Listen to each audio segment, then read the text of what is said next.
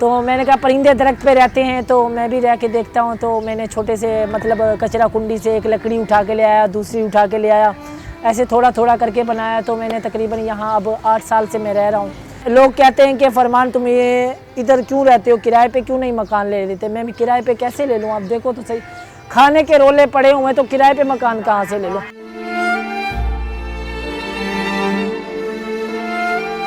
क्या मैं ये सारी उम्र इन दरख्त पे ही गुजारा करूँगा, या मैं मेरी सारी उम्र यही किस्मत लिखी है।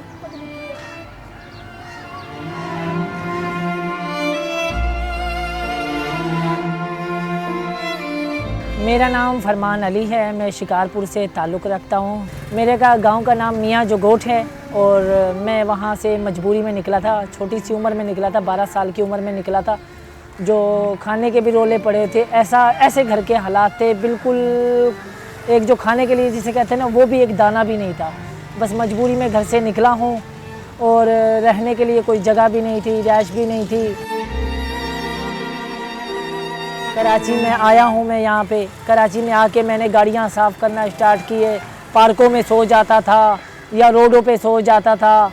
फिर रोडों पे भी कभी कभी सोता था। जो पोडरी होते, जो अफीमी होते, उन्होंने भी मुझे बहुत तंग किया और मारते भी थे। मेरे कमर पे निशान पड़ जाते थे रात को जब मैं आके लाते मारते थे या फिर कोई और आके मारता था।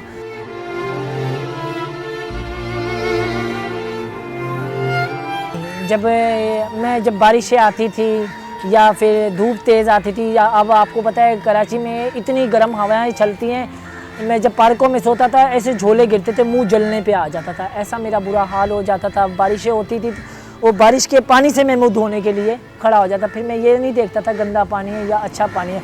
पार्क में जैसे पानी जमा होता था वहीं मुँह धो के उड़ जाता था। और रात को जब ज़्यादा बारिश होती थी तो कीड़े मकोड़े निकल आते थे पानी के ज़रिए पूरे जिस्म पे। अभी भी मेरे छोटी छोटी ना पूरे इधर ना दाग पड़े हुए हैं बहुत सारे ना, वो सारे कीड़ों की वजह से, काटने की वजह से हैं।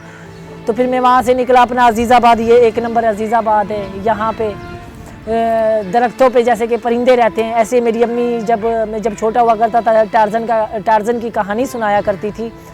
तो मैंने कहा परिंदे दरख्त पे रहते हैं तो मैं भी रह के देखता हूँ। तो मैंने छोटे से मतलब कचरा कुंडी से एक लकड़ी उठा के ले आया, दूसरी उठा के ले आया, ऐसे थोड़ा थोड़ा करके बनाया। तो मैंने तकरीबन यहाँ अब 8 साल से मैं रह रहा हूँ। यहाँ मोहल्ले वाले मुझे अब कराची के टार्ज़न के नाम से जानते हैं और ये कराची के जो लोग हैं मुझे सपोर्ट भी करते हैं। लोग कहते हैं कि फरमान तुम ये इधर क्यों रहते हो, किराए पे क्यों नहीं मकान ले लेते। मैं भी किराए पे कैसे ले लूँ, आप देखो तो सही, खाने के रोले पड़े हुए हैं तो किराए पे मकान कहाँ से ले लो। किराए पे मकान में ले भी लेता हूँ तो मकान मालिक की चिक चिक अलग होगी, फिर गैस बिजली का बिल अलग होगा, फिर अपना अला भला खाना पीने का अलग होगा।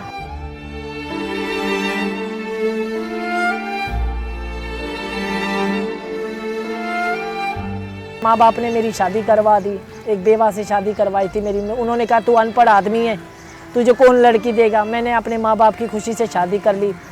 कुछ टाइम मेरी बेगम मेरे साथ बिल्कुल अच्छी चली और बहुत अच्छी चली है।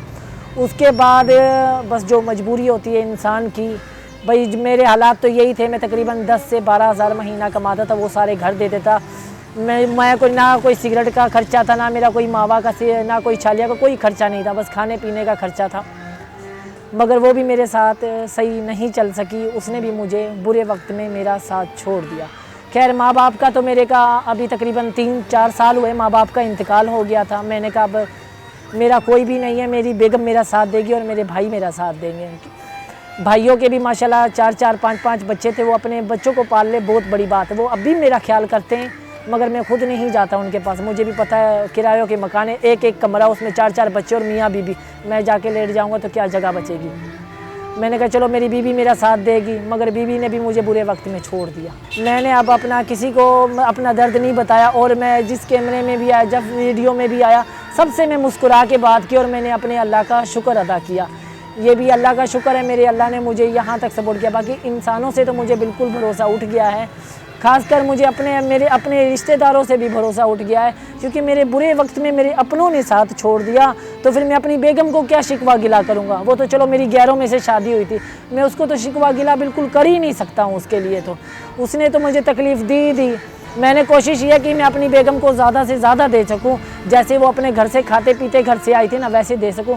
मैं खुदा की कसम खा के कहता हूँ, मैंने गटर का कचरा भी उठाया है। मेरे नमाज के कपड़े होते वो नापाक होते तो वही धो धा के फिर नमाज़ पढ़ने के लिए जाता था। गटर का कचरा भी उठाया, लोगों के घरों में झाड़ू पोछा भी लगाया, सारे काम किया। मैंने कहा यही चाहता था मेरी बेगम का पूरा हो जाए, मगर क्या, फिर भी उसने ये देखा ना कि ये कहती थी मुझे हर हफ्ते मुझे घर लेके जा, हर हफ्ते भी किराया होना चाहिए। फिर उसके घर जाने के बाद भी ना उसकी जो मेरी जो सालियाँ उनका खर्चा अलग, वो पार्टी अलग मांगे, वो ये मांगे। मैं उनको यही, मैं अपनी बेगम को साइड में ले जाके कहता था ये मेरे पास 350 रुपये पड़े हैं, इसके अलावा कुछ नहीं है।